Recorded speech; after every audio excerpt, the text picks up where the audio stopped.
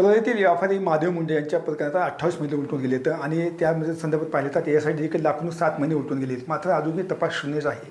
आता काय ते जे संशय जे आरोपी लोकांना ताब्यात घेतो एसआयटीने त्याची आता नार्कोटिक टेस्ट करण्यात येणार आहे अशी माहिती आमच्या मध्ये मिळालेली आहे. आता माझ्यासोबत बोलण्यासाठी ज्ञानेश्वर मुंडे आपल्यासोबत येतं. तर काय सांगाल आपल्या प्रकरणात पाहिजे तर 28 महिने उलटून गेलेत आणि एसआयटी दाखल होऊन याच्या प्रकरणात आता 7 महिने उलटून गेलेत. मात्र तपास शून्य आहे. पण आता काही लोकांना जे संशय ताब्यात घेतलं होतं त्याची नार्को टेस्ट करण्यात येणार आहे अशी माहिती मिळते. काय सांगाल? म्हणजे एसआयटीचे जे प्रमुख आपले आहेत पंकज कुमार सर आणि साबळे सर यांनी पारदर्शकपणे तपास केलेला आहे आणि ह्या एसआयटीचा आता अंतिम टप्पा म्हणजे नार्को टेस्ट आहे.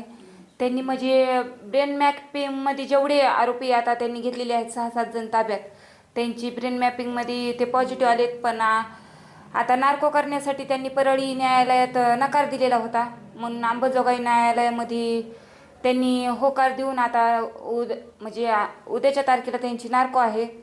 पण त्यांचा तपास अजून चालूच आहे. त्यांनी काही घेतले असतील आरोपी ताब्यात, तरी पण अजून ज्यावेळेस ते यांची नार्को होईल त्यावेळेस तर निष्पन्न होणार आहे की त्यांनी कशा पद्धतीनं खून केला आहे.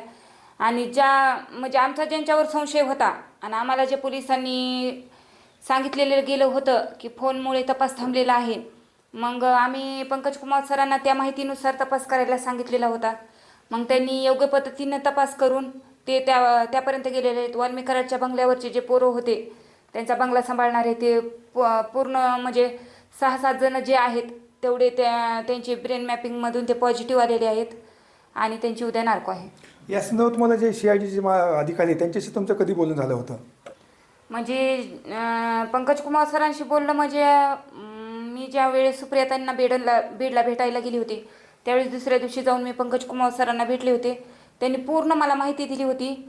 पण त्यांनी सांगितलं बी होतं की म्हणजे नार्को टेस्ट हे आमचा अंतिम टप्पा आहे आणि त्यामध्ये आरोपी 100% निष्पन्न होणारच आहेत. मग आमचा ज्यांच्यावर संशय होता त्यांचे पण आम्ही पूर्वनियोजनासोबत नावं दिलेली आहेत.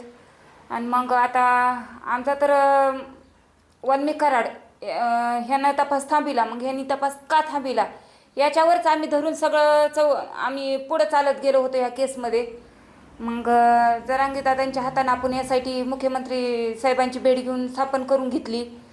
मग त्या पद्धतीने आता एसआयटी पण उशीर का होईना पण एसआयटीनं पारदर्शकपणे तपास केलेला आहे आणि आता उद्या नार्को आहे. तर या संदर्भात आपली पहिल्यापासून एक मागणी ज्या पोलीस अधिकाऱ्यांनी तपास करतो त्यांची तुम्ही नार्को टेस्ट करायची मागणी केली होती, तसं काय केलं जात नाही आहे? हे जे आरोपी ते निष्पन्न झाले असते ना. आता 28 मध्ये उलटून गेले, अजून बी आरोपी एकही निष्पन्न नाही आहे, फक्त ताब्यात घेतलेले काही संशयाने घेतलेलं आहे. हां, संशयितच घेतलेले आहेत पण ते ब्रेन मॅपिंगमध्ये पॉझिटिव्ह आलेले आहेत. त्यांनी जे एसआयटी जे आता ज्यांची नार्को करत आहेत ते एका टेस्टमध्ये पॉझिटिव्ह आलेले आहेत.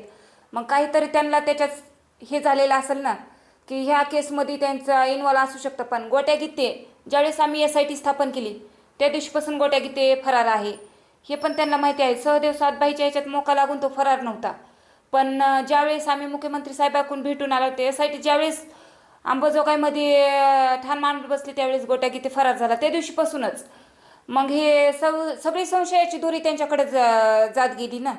नंतर मग त्यांनी तपासामार्फत आणि सगळे इथले जे पोलीस अधिकारी होते जे पहिले स्थानिकचे आम्ही त्यांचे सांगितले होते CDR काढा, त्यांना तपासात घ्या, ते काय म्हणतायत ते बघा. मग ते सगळं त्यांनी पंकज कुमार सरांनी आता त्यांच्या तपासाच्या भागात सगळ्यांना बोलवलं होतं.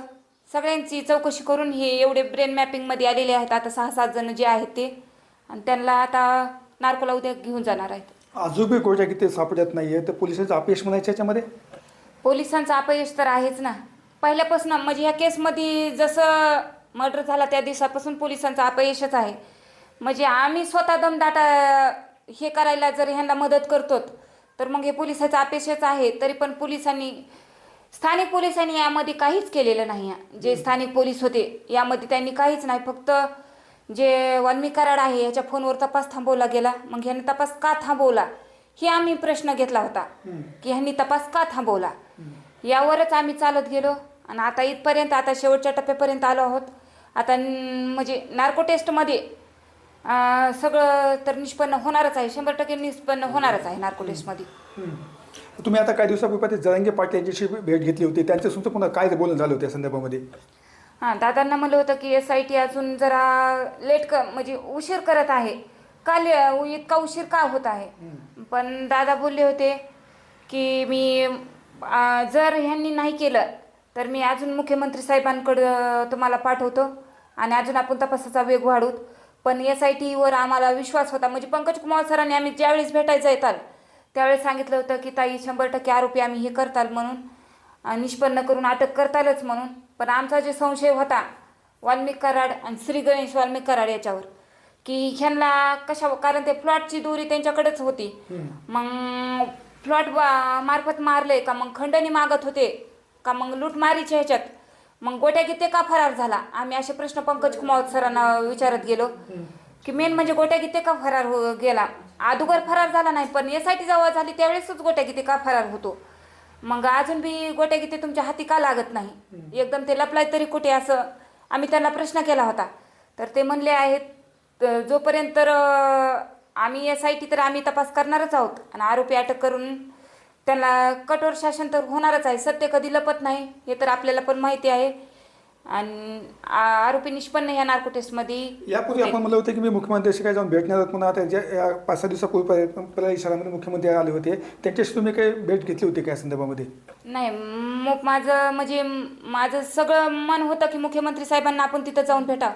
पण त्या जे स्पॉट आहे त्या स्पॉटवर मी जाऊ शकत नव्हते. कारण त्या स्पॉटवर माझ्या नवऱ्याला निर्दयपणे मारलेलं गेलेलं होतं. म्हणून मी त्या स्पॉटवर जाऊ शकलेच नाही. पण जोपर्यंत आता हे आरोपी आता नार्कोटमध्ये आपण SITवर पण विश्वास ठेवून चालत राहिला आहे. दादांनी तर सांगितलं होतं की आपण मुख्यमंत्री साहेबांना भेटू. पण इथं आल्यास माझी हिंमत झाली नाही की त्या स्पॉटवर मी जाऊन त्यांना भेटू शकेल. तुम्हाला अपेक्षा आहे की तुम्हाला न्याय मिळेल? हां, अपेक्षा आहे की सत्य हे कधीच लपत नाही आणि आम्हाला न्याय भेटेल ही अपेक्षा आहे. आता नार्को टेस्टमध्ये तर आरोपी निष्पन्न होतीलच अजून. तर या संदर्भात पाहिजे या जे आरोपी संशय घेतले, जे आरोपी ताब्यात घेतले, जे आता उद्या नार्कोची करण्यात येणार आहे आणि या संदर्भात आम्हाला SIT विश्वास आहे असं देखील ज्ञानेश्वर मुंडे यांनी सांगण्यात आलेले. कॅमेरा पर्सन विकास वाघमारेसह मी संभाजी मुंडे, TV9 मराठी, परळी, बीड.